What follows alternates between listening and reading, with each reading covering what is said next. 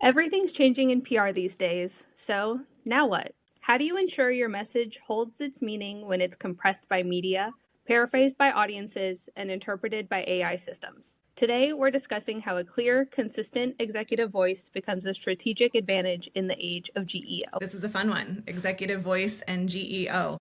I think for the audience, let's define GEO for the audience. What do you think? What is GEO? GEO, or Generative Engine Optimization, is the practice of optimizing content to appear in responses generated by AI-powered search engines, so that's ChatGPT, Claude, Perplexity, and others. And this is different from SEO, where we're optimizing for search keywords. Instead, we're ensuring that your content becomes a part of an answer when someone is asking a generative AI engine a specific question. So what is X company? What do they do? What are they about? Yeah, that's a great definition. I think about it in terms of, search engines traditionally ranked pages and generative engines synthesize authority. The question shifts from are we ranking first to are we the voice AI references when explaining this particular category? Exactly. What does executive voice mean? That's a great question, Carly. And I think it's something that is evolving, especially in the age of GEO and the way that LLMs surface information. But let's take a step back. Executive voice is how your subject matter experts are showing up in the media and how are those messages landing. That being said, let's take a CEO, for example, a new founder, CEO. They're going out in the world. They've got a great idea. They're enthusiastic, but they have no LinkedIn presence. They've never written a byline article in an industry trade. They have never been quoted. They've never spoken at a conference. How do we take that founder and give them that voice that is discovered by the LLMs? Step one, when we have a executive that needs to be out there speaking to the media and speaking to folks, we will do a lengthy sourcing call with that executive. We will really dive into their viewpoint and how they see the industry, coupled with research that we've done. What are other execs in the space saying? And then coming back and agreeing upon 2 to 3 non-negotiable narratives that they are going to own, and then really dialing in that language. Once that's done, then we can pitch the media. We can use their LinkedIn as a voice for their cause, right? And when this happens, the LLMs will start to recognize the signals. Okay, this is their viewpoint on this. They are an industry expert on this, and that will start to be picked up. And then all of a sudden that founder, that CEO will have a presence in the media. They will have a presence. It will show up. It will surface on the LLMs. And this is what we would do repeatedly, right? So it's not just one and done. It's a consistent strategy, a consistent narrative infrastructure that we are driving home for that particular executive so that they show up with clarity and trust in the LLMs and the way that they are categorizing information these days. Exactly. Also, GEO, a big part of what the LLMs are reading and the sources that they're looking at is those third-party validated sources. So those interviews, those contributed articles, just getting your name out there, your thoughts out there, those are really what's going to show up.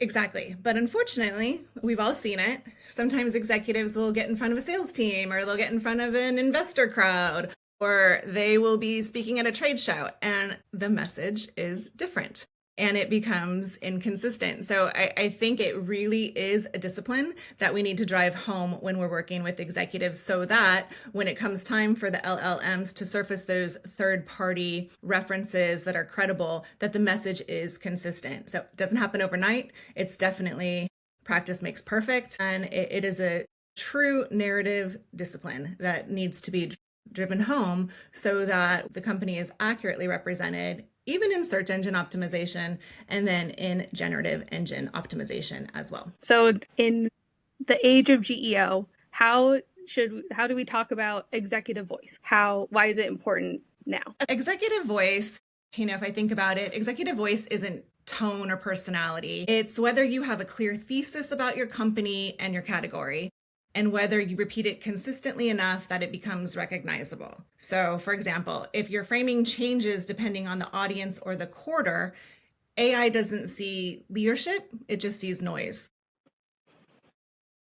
The models today are surfacing patterns. So if your leadership language isn't stable, you get averaged into the industry. And honestly, no executive wants to be described as the industry average.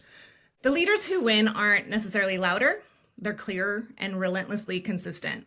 So right now, AI systems aren't learning how to describe your category. The question is, are they learning it from you? So why, Carli, as we talk about AI voice and GEO, why does this even matter? Why is this important to comms teams and PR professionals and, executive teams? So it's really about differentiating yourself in the market.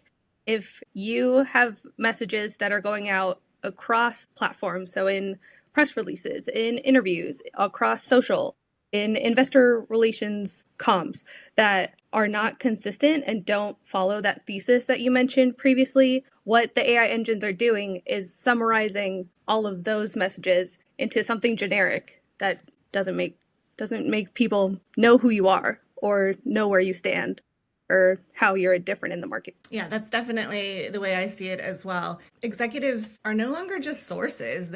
They are pattern creators. And the way that AI is working these days currently is that it's recognizing patterns in the narrative. So if your executive is all over the place, or your executive team is not consistent in its narrative and consistent in its messaging, AI is going to pick up on that. What it produces when somebody does a search, when a prospect does a search, is just going to be mushy and all over the place, and you're not going to show up the way you want to. It's not like SEO. It's not, let's rank first kind of thing. It's is our message clear kind of thing. Are we sending the right types of signals sort of thing? That's what we need to help train our executives to think about. Exactly. And where does this start? So first, start with a GEO audit. So search for, define our company. Tell us about our company, tell us about our products, tell us about our executive team. And if what the AI engines are spitting back to you is not what you want it to, then that's where you start and regroup and really narrow down that thesis,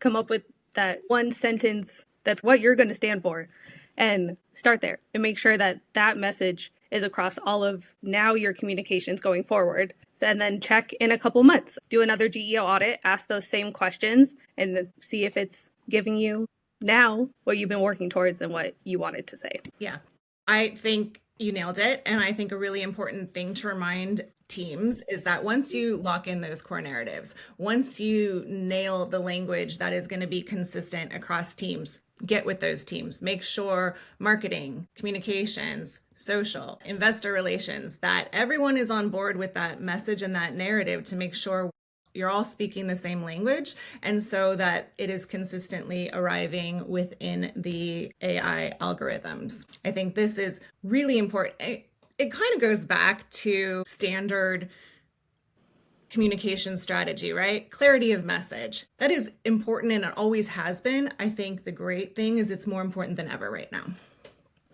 Yeah. And us as a PR agency, Sterling Communications, how would we come in and help an organization with executive narrative and GEO? It's very similar to what we tend to do in general with any communications program. We come in and take a look at your landscape. What is everyone saying internally? We often like to have meetings with several different executives, ask the same questions, analyze the various answers, because oftentimes you ask one executive one question, another executive the same question, and you're going to get different answers. So really taking that, analyzing it, and then presenting that to the comms team, and then aligning the new messages moving forward, agreeing on what the message is, right? If you're all over the place, I think from a comms perspective or from a PR team perspective, agency perspective, we come in and really hone that in. So what are we talking about this year? What are we aligned on? Typically, we would recommend 2 to 3 narratives, right? Otherwise, it's just too much and people are spread across too many things to say. So from a PR agency perspective, it's really important that we come in, analyze what everyone is saying, get everyone on the same page of what to say, and then make sure all the teams within the company that are speaking to others outwardly, whether it be media, whether it be investors, even internally with your own employees, like, are we delivering the same message consistently? Are we delivering the same message strategically? Align on those key narratives within the company, and then use discipline to make sure that those are being consistently delivered throughout the quarter, the year, and make sure that those are landing. And if they're not, circling back and reminding the folks what we decided on at the beginning. Yeah. Carli, in our day-to-day work, what is one thing that you do that helps, support how we treat executive voice on our accounts? How we help executives is with media training. So sitting with them and talking through those specific thesis points, what we want them to hit home on